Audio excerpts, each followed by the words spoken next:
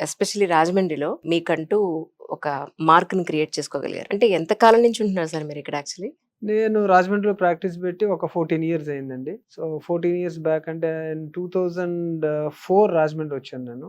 I started with a 3 bed hospital as an orthopaedic surgeon. అప్పుడు రాజమండ్రి వచ్చినప్పుడు ఎప్పుడైనా సరే రాజమండ్రిలో నీ రీప్లేస్‌మెంట్స్ చేయాలి అనే ఒక ఆలోచనతో అప్పుడు నీ రీప్లేస్‌మెంట్స్‌లో ఫెలోషిప్ తీసుకొని రాజమండ్రి వచ్చాను. అంటే ఓన్లీ నీ అని ఎందుకు ఫిక్స్ అయ్యారు సార్? ఆ ఆర్థోపెడిక్ సర్జన్‌కి ఎవరికైనా అప్పుడు ఓ 20 ఏళ్ల క్రితం it is a dream to do knee replacement is a big surgery అప్పుడు. Okay. So, now it has become very common surgery and everybody has learned the art. 20 ఏళ్ల క్రితం నాకు చూడటమే కష్టంగా ఉండేది ఎళ్లి. Very few people in the country is to do knee replacement. So, ఆ టైంలో we learn knee replacement. I worked in Chennai with doctor Rajasekhar Reddy గారితో పనిచేసి హుహు. నీ రీప్లేస్‌మెంట్ ఆయన దగ్గర ట్రైన్ అయ్యి, అక్కడి నుంచి ఫ్రాన్స్ ఎళ్లి ఒక ఫెలోషిప్ తీసుకున్నాను నీ రీప్లేస్‌మెంట్‌లో. బట్ ఎప్పుడైనా రాజమండ్రి వచ్చేయాలి అనేది నా కోరిక. మా బాస్ ఆ టైంలో నన్ను మద్రాస్‌లో ఉండిపోమన్నప్పటికి కూడా with the dream of coming to Rajahmundry I came back. It took some time for people to understand. చిన్న ప్లేసు. ఎవరికైనా మోకాలు ఆపరేషన్ చేస్తామన్నా మీకు తెలియనిదేముంది డాక్టర్ గారు బాగానే చెప్పారు కానీ బాగా చిన్నగా ఉన్నాడు. చిన్న పిల్లోడు. సో, దెన్ వాళ్ళు హైదరాబాద్ ఎళ్లి చేయించుకొని వచ్చేవారు. That is to be really painful. You counsel for the surgery and వాళ్ళు but we all pass through that and somehow now we are able to do ఈరోజు రోబోటిక్ నీ రీప్లేస్‌మెంట్ రాజమండ్రిలో గోదావరి జిల్లాలో మొట్టమొదటిసారిగా robotic knee replacement తీసుకురాగలిగే స్థాయికి it is the same people now who believed in me. Godavari జిల్లాలో వాళ్ళు ఇప్పుడు హైదరాబాద్ రావాల్సిన అవసరం లేదు. ఖచ్చితంగా అవసరం లేదండి. Both in clinical standards and other standards also. కానీ సార్ నాకు అప్పుడప్పుడు అనిపిస్తూ ఉంటుంది. చాలా స్పెషలైజేషన్స్ చాలా సెగ్రిగేట్ అయిపోయాయి. ఆర్థోపెడిక్ సర్జన్ అని అంటే ఒక 10 ఏళ్ళు 20 ఏళ్ల క్రితం అన్ని రకాల సర్జరీస్ కూడా వీళ్ళ కిందకే వచ్చేవి. ఇప్పుడు as you said knee replacement separate, shoulder replacement separate, లేదు అని అంటే హిప్ జాయింట్ సెపరేట్ అయిపోయింది, స్పైన్ సెపరేట్ అయిపోయింది. ఇలా స్పెషలైజ్డ్ అయిపోయినప్పుడు ఏదైనా కొన్ని మైన్యూట్ పాయింట్స్ ఏమైనా ఇన్ జనరల్‌గా మిస్ అయ్యే అవకాశం ఉంటుందేమో అని నాకు డౌట్ వస్తూ ఉంటుంది. ఖచ్చితంగా అండి. ప్రతి దానికి coin has got both sides. Good and bad. Okay. ఎప్పుడైతే ఒకళ్ళు ఒక స్పెషలైజేషన్ పట్టుకొని 24 గంటలు అదే పని చేస్తున్నారో డెఫినెట్‌లీ దే విల్ ఎక్సెల్. అంతే కదా! దాంట్లో ఎక్సలెన్స్ ఉంటది. అబ్సల్యూట్‌లీ. ఖచ్చితంగా. Okay. At the same time ఇది ఎప్పుడైతే దానికే పర్టైన్ అయిపోతున్నారో అంటే ట్రైనింగ్ పీరియడ్ నుంచి ఓన్లీ మోకాలు పట్టుకొని ఉండిపోతే ఖచ్చితంగా అది అప్పుడు ఏమవుతుందంటే ఈగిల్స్ ఐలాగా ఇంకా పక్కవేమీ కనపడవు. Right. So, you should have a proper general training. యూజువల్‌గా అందరూ కూడా అలాగే చేస్తారు. ముందు general orthopaedics training at least 2-5 years పనిచేసిన తర్వాతే they will pick up one speciality. So, యూజువల్‌గా అట్లా మిస్ అయిపోవటం అనేది ఉండదు. యూజువల్‌గా మీరు చెప్తున్న సింగిల్ జాయింట్ స్పెషలిస్ట్‌లు అందరూ ఎక్కడుంటారంటే they work in a team. అవును. ఎవరో వచ్చి ఒక చోట ఓన్లీ షోల్డర్ పెట్టుకొని చేయటం, లేకపోతే ఒక నీ పెట్టుకొని చేయరు. In a team. ఇప్పుడు ఫర్ ఎగ్జాంపుల్ నా దగ్గర నేను జాయింట్స్ చేస్తాను. డాక్టర్ చైతన్య ట్రామా చేస్తాడు. ఇంకొక అబ్బాయి ఆర్థ్రోస్కోపీ చేస్తాడు. So, it's a team. We all see the cases but when it is knee I do it. కానీ ఈ నీ రీప్లేస్మెంట్ ఎస్పెషల్లీ ఆర్థోపెడిక్ సర్జన్స్‌కి ఉన్న ఈ రోజుల్లో ఉన్న ఒక ట్యాగ్ లైన్ ఒకటొచ్చేసింది ఏంటంటే, అవసరం ఉన్నా లేకపోయినా సర్జరీస్ చేసేస్తారు. ఖచ్చితంగా ఎప్పుడు కూడా మనం అది పేషెంట్ ప్రాస్పెక్టివ్‌లోనే ఆలోచించాలి. పేషెంట్ అలా ఆలోచించడంలో తప్పు లేదు. కాకపోతే ఏంటంటే మనల్ని ఇమాజిన్ చేసుకుందాం. మా ఫాదర్‌కి ఆపరేషన్ చేయించాలంటే 100 ఎంక్వైరీలు చేస్తాను నేను. నీ రీప్లేస్‌మెంట్ అనేది ఎప్పుడు కూడా ఎమర్జెన్సీ సర్జరీ కాదు. Elective surgery. ఇవాళ రేపు చేసేయాలి. మీకు హార్ట్ అటాక్ లాగా రేపు చేసేయాలి అని చెప్పేది లేదు. So, they take 100 opinions. Correct. There is a chance to take opinions. ఎన్ని ఒపీనియన్స్ తీసుకున్నా, ఎంతమంది ఆపరేషన్ చేయించుకోవాలని చెప్పినా, అన్‌లెస్ పేషెంట్ అంత ప్రాబ్లమ్ లేకపోతే ఆపరేషన్ ఎందుకు చేయించుకుంటాడు?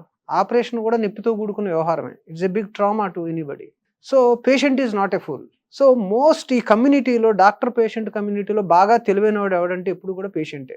100% అంతేనంటారా? అంతే కదా! ఓకే. సో, మీ ప్రాణాన్ని తీసుకెళ్ళి ఆపరేషన్ చేయమని ఒకళ్ళ చేతుల్లో పెడుతున్నప్పుడు, నేను డాక్టర్ అయ్యుండి కూడా, నేను ఇయాల ఒక హార్ట్ ఆపరేషన్ చేయించాలి మా ఫాదర్‌కి అంటే, 100 రకాల ఎంక్వైరీలు చేస్తాను. ఆ డాక్టర్ గారు ఎలా చేస్తారు? అక్కడ మొత్తు డాక్టర్ ఎవరు? ఆ మొత్తు డాక్టర్‌తో మాట్లాడతాను. డాక్టర్ గారి హ్యాండ్స్ ఎలా ఉంటాయి? స్కిల్ ఎలా ఉంటది? కామన్ మ్యాన్ కూడా అంతే. నాకన్నా ఎక్కువ ఎంక్వైరీ చేస్తాడు. Nobody is a fool to give his body to somebody to operate unless there is a need. Correct. So, ఖచ్చితంగా నీడ్ ఉన్నప్పుడే ఆపరేషన్ జరుగుద్ది. కాకపోతే చాలా దురదృష్టకరమైనది ఏంటంటే దీంట్లో ఆపరేషన్ అంటే ఉండే భయం, ఆపరేషన్‌కి అయ్యే ఖర్చు, ఈ రెండాటిలు బూచిని చూపించి మధ్య మార్గంగా కొన్ని మోసాలు జరుగుతూ ఉంటాయి. మీకు ఆపరేషన్ లేకుండా మంత్రం వేసేస్తాం, ఇంజెక్షన్తో మళ్ళీ కార్టిలేజ్ పుట్టిచ్చేస్తాం, అవును. లేకపోతే ఇది నిజంగా నిజంగా ఆల్ ఓవర్ ది వరల్డ్ ఎక్కడ ఇప్పుడు దాకా కార్టిలేజ్ అనేది రీజనరేట్ అవటం అనేది is not at done. Right. ప్రపంచవ్యాప్తంగా ఎక్కడ ఒక పేపర్ కూడా ఇక్కడ కార్టిలేజ్ రీజనరేట్ చేస్తున్నాం అని ఎవరో చేసింది లేదు. సో ఇదంతా అయితే చాలా దారుణమైన ప్రాక్టీస్ అలా అయితే.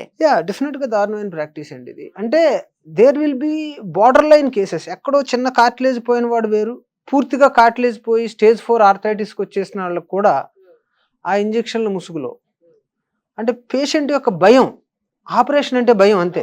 They do not want a surgery. Correct correct. అది మన భారతదేశంలో బాగా ఎక్కువ. So this is happening. నేను ఆ ఇంజెక్షన్లే తప్పు పూర్తిగా అసలు చేయకూడదని అనను కానీ, but it is not for a proper indication, then it is more of a loss. మీరు అన్నట్టు బ్లాక్ షీప్స్ ప్రతి ప్రొఫెషన్లో ఉంటారు. అవును. So doctors are no exception, అందరూ హ్యూమన్ బీయింగ్సే కదా. So the percentage will be naturally little less, I believe, because they can make decent life with their professional value compared to others. So black sheeps will be comparatively less. కానీ మా చిన్నప్పుడు ఒక 35-40 ఏళ్ల క్రితం doctor అని అనగానే అసలు ఎంతో రెస్పెక్ట్, ఎంతో నమ్మకం ఉండేది. అప్పట్లో I think second opinion, third opinion అంత పెద్దగా లేదనుకుంటా. ఐ థింక్ ఇప్పుడు ఏంటంటే నమ్మకం తగ్గిందా, ఈ సెకండ్ ఒపీనియన్, థర్డ్ ఒపీనియన్ ఇంత రీసెర్చ్ చేసుకుంటే కానీ ఒక నిర్ణయానికి రాకపోవడానికి what was the main reasons అంటే ఏం చెప్తారండి? ఫస్ట్ థింగ్ ఏంటంటే పేషెంట్ యొక్క నాలెడ్జ్ పెరగటం, ఎక్స్పోజర్ టు ద వరల్డ్, ప్రపంచంలో ఏం జరుగుతుందో అందరికీ తెలియటం. And knowledge is just tips. ఫోన్లో చూసుకుంటే బోల్డ్ రకాల ఇన్ఫర్మేషన్స్ వస్తున్నాయి. అది మంచిదంటారా చెడంటారా? ఇప్పుడు everything is good when you utilise it in a proper manner. So ఆ నాలెడ్జ్ వస్తున్నప్పుడు ఏంటంటే న్యాచురల్గా ఇండియాలో ముఖ్యంగా వైద్యం అంటే there is money in between. Let us imagine money అనేది మధ్యలో లేదనుకుంటే ఆపరేషన్ అనవసరంగా చేసేస్తున్నారనే క్వశ్చనే లేదు కదా. అవును కదా. So there is money that has come in the country. So ఈ మనీ ఎప్పుడైతే వచ్చిందో then they will start, you are vulnerable to be suspected. So దాన్ని మనం యాజ్ ఎ డాక్టర్ పేషెంట్ను కూడా తప్పుగా చూడాల్సిన అవసరం లేదు. Give them a choice to take another opinion. అది పెద్ద తప్పేం కాదు. ఇప్పుడు మీరు అడిగారు ఆర్థోపెడిక్స్లో స్పెషాలిటీస్ వచ్చేస్తున్నాయి, ఇంత విడిపోతుంది కదా నష్టం అని. ఒకప్పుడు ఊళ్ళో ఎంబీబీఎస్ డాక్టర్ గారు ఇవన్నీ చేసేవారు. ఆయనే ఆర్థోపెడిషియన్, ఆయనే జనరల్ సర్జన్, ఆయనే పీడియాట్రిషియన్.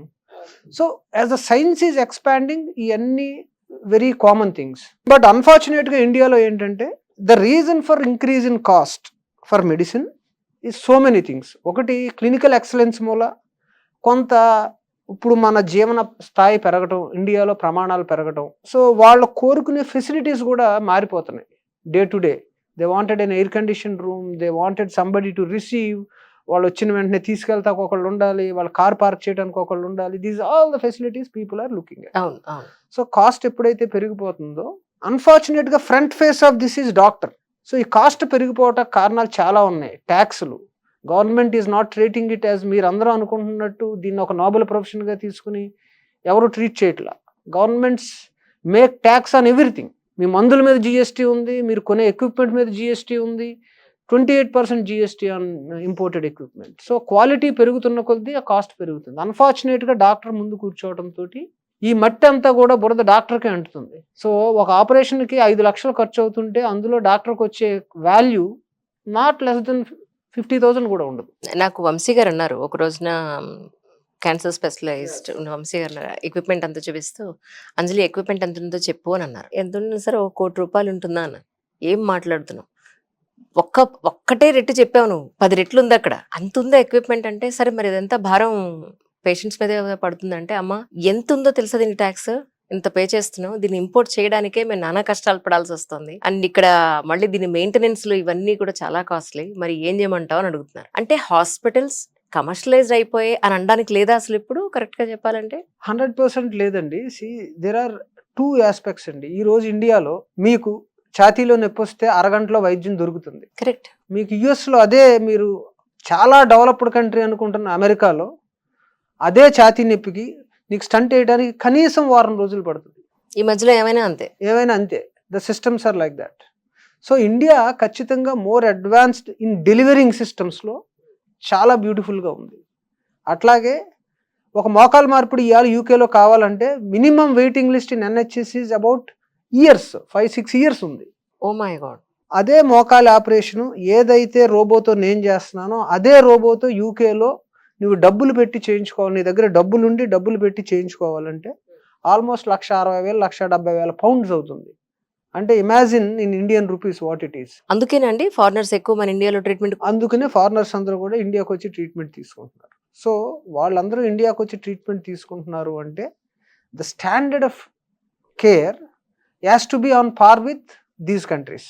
వాటితో సమానంగా ఉండాలి. అలాగని భారతదేశంలో అంత కాస్ట్ మనం వసూలు చేయట్లేదు. మన నార్మల్ పేషెంట్కి అదే ఒక ఎన్ఆర్ఐ పేషెంట్కి ఒక టాప్ మోస్ట్ కార్పొరేట్ హాస్పిటల్లో వాళ్ళకి కావాల్సిన ఫెసిలిటీస్ ఇస్తే వీళ్ళకి 3 లక్షలు అయితే వాళ్ళకి 4-4.5 లక్షలు అవ్వచ్చు అంతే. కరెక్ట్. సో ఈ ఫెసిలిటీస్ అన్నీ మెయింటైన్ చేయడానికి ఓవరాల్గా ఈ ఎక్విప్మెంట్ అంతా మెయింటైన్ చేయాలి అంటే ఖచ్చితంగా ఈ cost it is just not because of doctors, it is because of the systems in the country. So ఇవన్నీ కూడా ఫైనల్గా పేషెంట్కి ఎఫెక్ట్ పడుతున్నాయి. హైదరాబాద్ లాంటి పెద్ద పెద్ద సిటీస్లో అంటే ఎఫోర్డ్ చేసేవాళ్ళు చేస్తారు ఎక్కువ పర్సంటేజ్ వైజ్ మనం చూసుకుంటే. ఇక్కడ అసలు లేరని నేను చెప్పట్లేదు, గోదావరి జిల్లాలో అసలు లేరని నేను చెప్పట్లేదు, ఉన్నవాళ్ళు చాలా మంది ఉన్నారు, ఎఫోర్డ్ చేయగలిగే వాళ్ళు ఉన్నారు. కంపారిటివ్లీ పర్సంటేజ్ వైజ్ అక్కడ ఇది ఎక్కువ అని అనకుండా ఎఫోర్డ్ చేసి ట్రీట్మెంట్ తీసుకుని పెడతారు. అది ఇక్కడైతే ఆ డాక్టర్ చాలా కాస్ట్లీ అమ్మా, ఆ హాస్పిటల్ చాలా కాస్ట్లీ అని అనే అవకాశం లేదంటారా? దాన్ని మీరు ఎలా బ్యాలెన్స్ చేస్తున్నారు actually? So first of all అండి, రోబో ఇక్కడికి తీసుకురావాలి, రోబోటిక్ సర్జరీ రాజమండ్రికి తీసుకురావాలనుకున్నప్పుడు ఒక కార్పొరేట్ పెద్ద కార్పొరేట్లో జరిగే నెంబర్స్ లేదా హైదరాబాద్లో జరిగే నెంబర్స్ రాజమండ్రిలో జరగవు కాబట్టి వాళ్ళు చేసే కాస్ట్ కన్నా పర్ రోబో పర్ కేస్ అయ్యే కాస్ట్ ఎక్కువ ఉంటుంది. కరెక్ట్. సో ఇంకా ఎక్కువ ఛార్జ్ చేస్తేనే కానీ ఇది గిట్టుబాటు కాదు. ఎగ్జాక్ట్లీ. ఎస్. కానీ నేనే కాదు, ఏ సర్జన్ అయినా ఒక latest equipment or latest technology వచ్చినప్పుడు వాళ్ళకి ఆ ప్యాషన్ ఉంటుంది దాన్ని తీసుకురావాలి. So you may not always measure with money. సరే నేను కాంపిటేటివ్గా వాళ్ళు ఏ కాస్ట్కి చేస్తున్నారో రాజమండ్రిలో అదే కాస్ట్కి అందిద్దాం. It doesn't matter, it makes a little bit of loss to the hospital, but the stature of the hospital will definitely increase. So, one point of time tarvata people will understand exactly what we are getting out of it, what benefit they are getting out of it. So and they will believe the system in particular institute. Okay, they bring the latest things, మనకు availability ఎక్కడికి తీసుకొస్తున్నారు అనేది ఖచ్చితంగా నమ్ముతారు. So ఆ దృష్టికోణంతో నేను రోబోని తీసుకొచ్చాను. Otherwise when I was buying the robo for the hospital management team, where they look at financials, they said it is not possible. It will not happen in Rajahmundry. But people utilized it to a good extent. So it is not that big, but aa dhairyam cheyali, aa passion undali, and everything cannot be measured with money itself. Robot కూడా మళ్ళీ servicings ఇవన్నీ ఉంటాయండి? ఉంటాయండి. Robot costs about 5 to 6 crores and every year they take an AMC of 45 lakhs. And along with robot దానికి ప్రత్యేకంగా రోబోతో నువ్వు operation చేస్తున్నావు కాబట్టి వాడవలసిన డిస్పోజబుల్స్ కాస్ట్ ఒక 40,000 రూపీస్ అవుతుంది. So it should definitely cost more than నేను రెగ్యులర్గా చేసే దాంతో కన్నా ఖరీదు కొంత ఎక్కువ అవుతుంది. ఎందుకంటే రోబో యొక్క ఇన్స్టాల్మెంట్స్ పే చేయాలి, ఆ పేషెంట్కి ఖచ్చితంగా వాడవలసిన డిస్పోజబుల్స్ వాడాలి. So it cost a bit more. True. So but ఆ quality it delivers is definitely much superior. ఖచ్చితంగా అంత సుపీరియర్గా ఉంటుంది. ఎందుకంటే my own mother, I operated one side non robotic, other side I operated robotic. Okay. So ఆమె చెప్తుంది ఈ ముందు రోబోటిక్ చేస్తుంటే చాలా బాగుండేది, అప్పుడు లేదు. ఇది ఎంతవరకు అవసరమో అంతవరకే దాన్ని చేస్తూ వెళ్తుందని, లాసెస్ చాలా తక్కువ ఉంటుందని విన్నాను సార్. పర్ఫెక్షన్ అండి. సి మీరు రోజు క్యారెట్ కట్ చేస్తూ ఉంటారు, you might beautifully cut carrot with 5 mm thickness తో కట్ చేస్తారు. బట్ అన్ని ముక్కలు 5 mm కట్ చేయమంటే you may be close to it, but you are not always 5 mm. So robo does that. నాకు ఈ క్యారెట్ని 5 mmలో 20 ముక్కలు కోయమంటే 20 ముక్కలు కోసి ఆపేస్తుంది. సో నేను ఎలా బ్యాలెన్స్ చేయాలనేది అది ఒక సర్జన్ యొక్క నాలెడ్జ్. అది నాకు ఇక్కడ ఎంత తీయాలి అనేది it is the surgeon's planning. But నేను మనిషిని కాబట్టి నేను కట్ చేస్తున్నప్పుడు I may go about 1 or 2 degrees this side that side. Correct. So నేను ప్లానింగ్ పర్ఫెక్ట్గా చేసినప్పుడు the robot will come and execute it that way. So ఆ 2 mm కట్ చేస్తుంది. నేను లైవ్లో సర్జరీ గురువారెడ్డి గారు లాస్ట్ టైం చూపించినప్పుడు ఆపరేషన్ థియేటర్లోకి వెళ్ళినప్పుడు ఇంత పెద్ద డ్రిల్లింగ్ మెషిన్ పెట్టిలా కొడుతుంటే అలా చెందుతోంది వాటర్ లాగా లిటిల్ బోన్ పార్టికల్స్ ఇవన్నీ. అంత డ్రిల్ చేయాల్సిన అవసరం ఉంటుందా సార్? కొన్ని వీడియోలో యూట్యూబ్‌లోనేమో literally No, the saw, it is a technical subject. The saw you saw is the model of robo you saw is something different. ఆ!